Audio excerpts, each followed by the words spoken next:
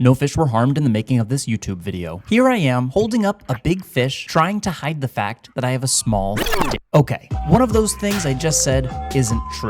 That fish isn't really big. It's actually a bit less than medium-sized. But still, it's a dogtooth tuna, which is one of the most desirable fish for spearfishers like me, because it looks great in photos. I'm just kidding. Seriously, I don't like catching these things because I want to try to prove to people how macho I am. Although, you gotta admit, I do look pretty macho. Not all fish are created equal. The best fish are the tastiest fish. That's the #1 reason I like to catch them. To eat. But it's not the only reason. I also like hunting fish because it's hard, and completing difficult challenges feels good.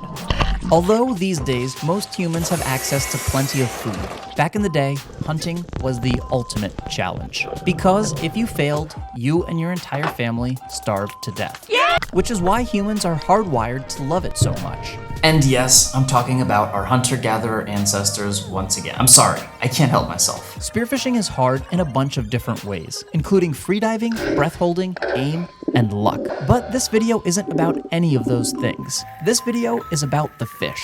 And regarding the fish, aside from having varying levels of tastiness, they also have varying levels of elusiveness. Meaning, some fish are pretty easy to catch, while others can be hard to find. But I'd like to add one more category here, and that category is how hard a fish fights after you spear it, or scrappiness. Some fish just aren't that strong, either because they're small or they just didn't evolve to need that much power. But other fish are incredibly powerful. Strong enough to submerge floats. Remember in the movie Jaws when they speared the shark and attached those yellow barrels to it, but it was still able to pull the barrels underwater? Well, that's real. Maybe not with barrels, but with these floats. Like this. Don't get me wrong here. The #1 goal is to get food, but the challenge to get that food is genuinely satisfying as well. Before we go any further, if you think that it's cruel to put these fish through such a traumatic experience, just know that commercially caught fish wish that they could have been caught by a Spearo, because those fish suffer for hours and hours getting dragged by nets with thousands of other fish, dolphins, whales, turtles, and sharks. With spearfishing, only one fish is caught, and it's exactly the fish that you want to eat, and the battle is usually over within a matter of minutes, when the fish is ethically put down as soon as possible. Anyways, back to my ranking system: deliciousness, elusiveness, and scrappiness. Let's start with this fish. It's called a leather jacket. These fish taste alright, if you cook them in certain ways, but it's not like I'd purchase one at Whole Foods if it were laying on ice next to some nice fresh salmon. And they're not particularly hard to catch either. There are tons of them in the ocean here in Indonesia, and sometimes there are so many of these things within range that it's difficult to see past them to look for other, better fish. And after you do spear one, they don't really fight that hard either. So, as you may have guessed, this fish isn't particularly desirable. Because it's not that hard to catch, it doesn't put up much of a fight, and it's not particularly tasty. You probably won't see someone post a photo of them catching one of these things on Instagram, let alone make an entire YouTube video about catching one. Oh wait. Let's talk about a different fish, moo, or big-eyed bream. These fish are incredibly wary of humans, probably more so than any other fish in Indonesia. Whenever I am able to catch one, it's usually with a very long shot. And for every one that I do catch, I miss dozens. And, most importantly, this fish is delicious. And it's got teeth that look sort of like a human's. But this fish doesn't fight that hard. Sometimes it'll try to hide in some coral or boulders after you spear it, but usually even that doesn't happen. So, it's tasty, it's elusive, but it's not that scrappy. Okay, next fish. This is a wahoo. Right off the bat, I'm going to say that they are super delicious. Their flesh is incredibly soft, and when you eat it as sashimi, it just melts in your mouth. And they'll often swim right up to you in the water. But remember how I mentioned that soft flesh? Combine that with the fact that these fish are one of the fastest in the entire ocean. When you place anything other than a perfect shot into one of these things, it will almost definitely break free. It's always heartbreaking when this happens. And it can be pretty frustrating as well. So, wahoo are not particularly elusive, but they are delicious and they do fight pretty hard. I love chasing wahoo. And when wahoo are around, they're usually accompanied by mahi, also known as dolphin fish. Here in Bali, they're almost as abundant as leather jackets, and they're pretty easy to spear as well.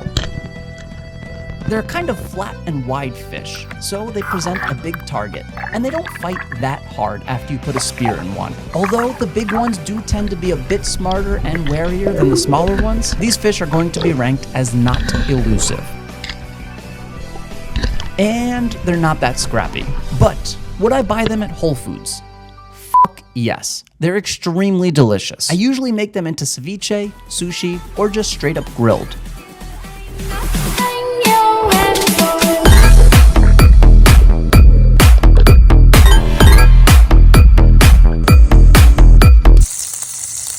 Okay, now let's talk about some bigger fish, the powerful ones. The ones that get more clicks on YouTube thumbnails while simultaneously getting a higher percentage of hate comments. But first, I'd like to thank Whole Foods for sponsoring this video.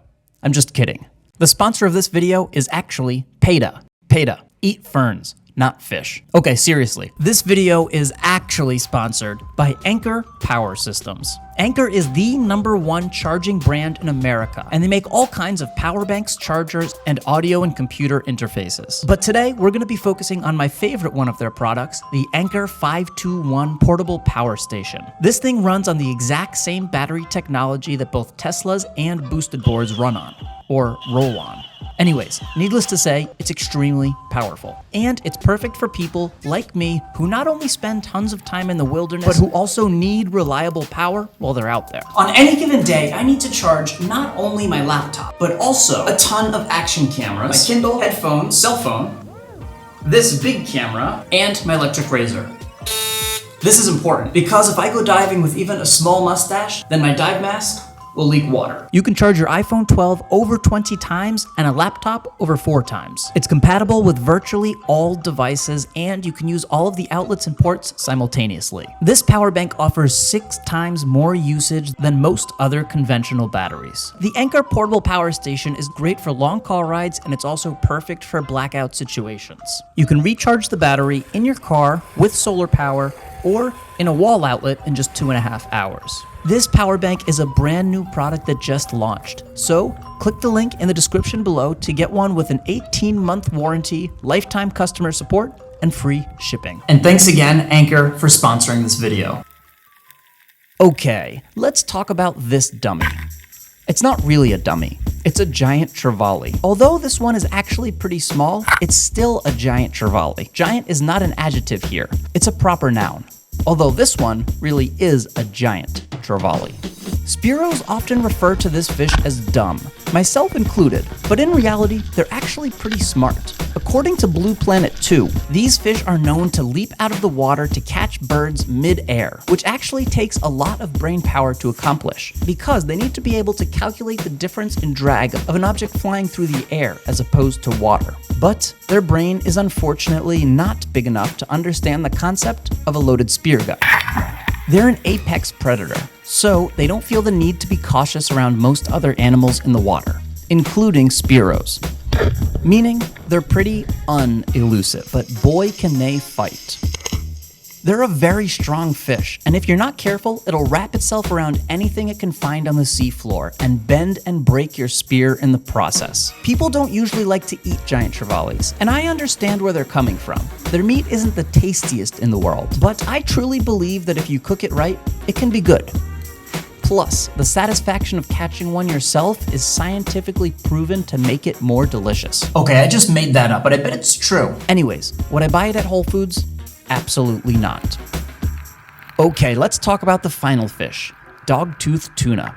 I don't often see these fish. The ocean conditions need to be perfect in order for them to show up. And when they do, although they aren't quite as wary as moo, these fish know to keep their distance from spearos in the water, especially if you seem happy to see them. And as you may already know, these things are fucking strong. Here's an example. I had 2 floats attached to my line, and here it is taking my smaller one down past 65 feet as if it didn't even exist. Shortly after, my line broke and both the fish and my buddy's spear were gone forever. You can type spearfishing dogtooth tuna into the search bar on YouTube for countless other examples of how powerful these things are.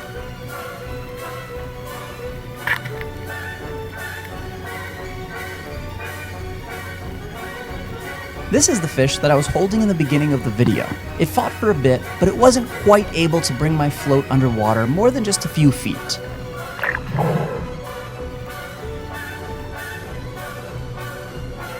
And right before my buddy placed a backup shot, my camera died. But he placed a perfect shot. And yes, these fish are very, very delicious. And not just because they're elusive and scrappy. I would buy doggy fillets at Whole Foods, but Whole Foods doesn't sell dogtooth tuna. In fact, you can't really buy dogtooth tuna in most places around the world. You need to catch it yourself, which makes it even more tasty.